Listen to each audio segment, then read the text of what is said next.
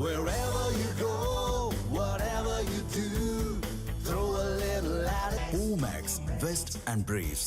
திமுக கூட்டணியில் Marxist communist கட்சிக்கு 6 தொகுதிகள் ஒதுக்கீடு என தகவல் வெளியாகியிருக்கிறது. திமுக கூட்டணியில் மார்க்சிஸ்ட் கம்யூனிஸ்ட் கட்சிக்கு 6 தொகுதிகள் ஒதுக்கீடு என தகவல் வெளியாகியிருக்கிறது.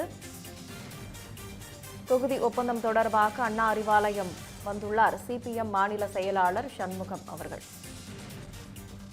ஏப்ரல் 23ஆம் தேதி தமிழகத்தில் தேர்தல் நடைபெறவுள்ள நிலையில் திமுகவில் தொகுதி பங்கீடு நடைபெற்று வருகிறது. அதில் 6 தொகுதிகளை கேட்டு பெற வேண்டும் என்பதில் உறுதியாக உள்ளோம் என்று மார்க்சிஸ்ட் கம்யூனிஸ்ட் தரப்பில் தகவல் வெளியாகியிருக்கிறது. திமுக கூட்டணியில் மார்க்சிஸ்ட் கம்யூனிஸ்ட் கட்சிக்கு 6 தொகுதிகள் ஒதுக்கீடு என தகவல் வெளியாகியிருக்கிறது.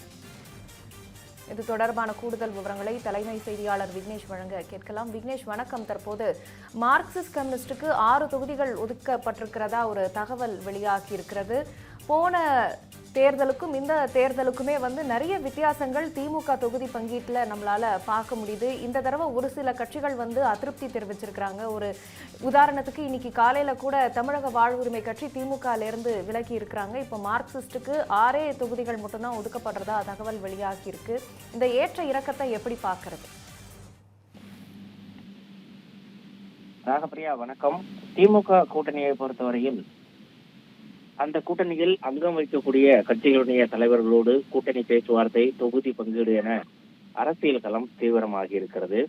நாள்தோறும் அண்ணா அறிவாலயத்தில் பேச்சுவார்த்தை, உடன்பாடு சுமூகமாக எட்டப்படவில்லை உள்ளிட்ட பல்வேறு தகவல்கள் வலம் வந்து கொண்டே இருக்கின்றன. அதன் ஒரு பகுதியாக திமுக கூட்டணியில் அங்கம் வகிக்கக்கூடிய மார்க்சிஸ்ட் கம்யூனிஸ்ட் கட்சியை பொறுத்தவரையில் இதுவரை 3 கட்ட பேச்சுவார்த்தையை நடத்தி முடித்திருக்கிறது. தற்போது 4ஆம் கட்ட பேச்சுவார்த்தை தொடங்கி இருக்கிறது. முதலமைச்சர் மு க ஸ்டாலினே இந்த பேச்சுவார்த்தையில் கலந்து கொண்டிருக்கிறார். 3 கட்ட பேச்சுவார்த்தையிலும் மார்க்சிஸ்ட் கம்யூனிஸ்ட் கட்சி வைக்கப்பட்ட கோரிக்கை ஒன்றுதான்.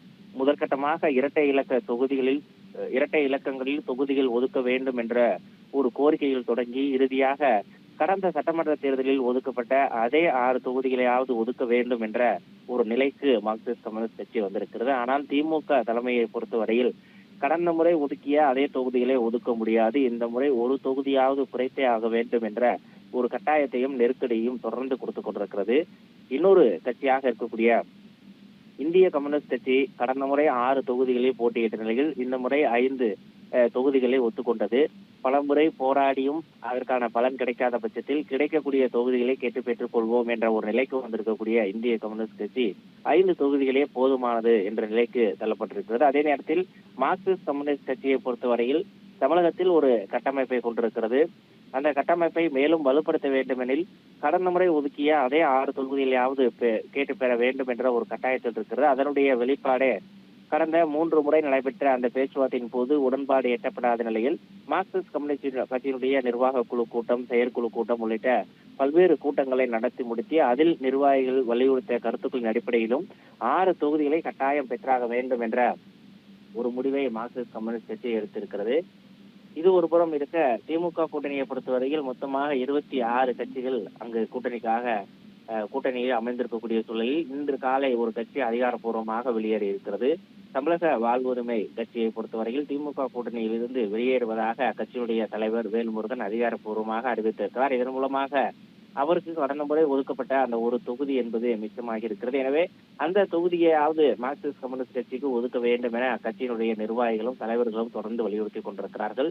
திமுகவை பொறுத்தவரையில் இம்முறை வெற்றி பெற்றாக வேண்டும் என்ற ஒரு கட்டாயம் இருக்கக்கூடிய சூழலிலும் கூட்டணி கட்சிகளுக்கு அதிக தொகுதிகளை ஒதுக்கினால் சட்டமன்ற தேர்தல் முடிவுகளுக்கு பிறகு அவர்களை சார்ந்திருக்க வேண்டிய சூழல் ஏற்படும் எனவும் தனிப்பெரும்பான்மையுடன் ஆட்சி அமைப்பது கேள்விக்குறியாகிவிடும் என்ற ஒரு நிலைக்கு அவர்கள் தள்ளப்பட்டிருக்கிறார்கள். எனவே இந்த முறை புதியதாக கூட்டணிக்கு வந்திருக்கக்கூடிய தேமுதிக, மக்கள் நீதி மையம் உள்ளிட்ட பல்வேறு கட்சிகளை சுட்டிக்காட்டியே ஒவ்வொரு கட்சிக்கும் தங்களுடைய தொகுதிகளை தொடர்ந்து குறைத்துக் கொண்டிருக்கிறது. மதிமுகவுக்கு 2 தொகுதிகள் குறைக்கப்பட்டிருக்கின்றன.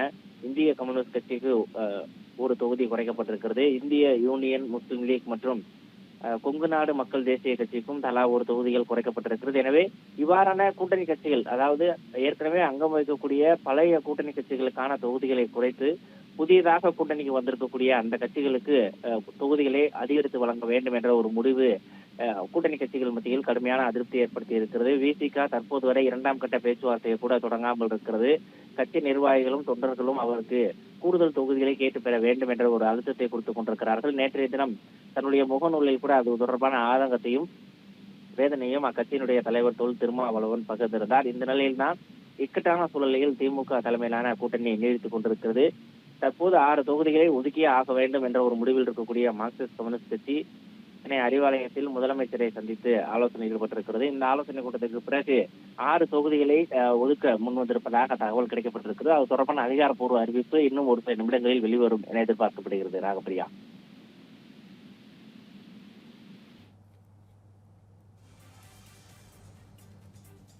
விவரங்களுக்கு நன்றி விக்னேஷ்.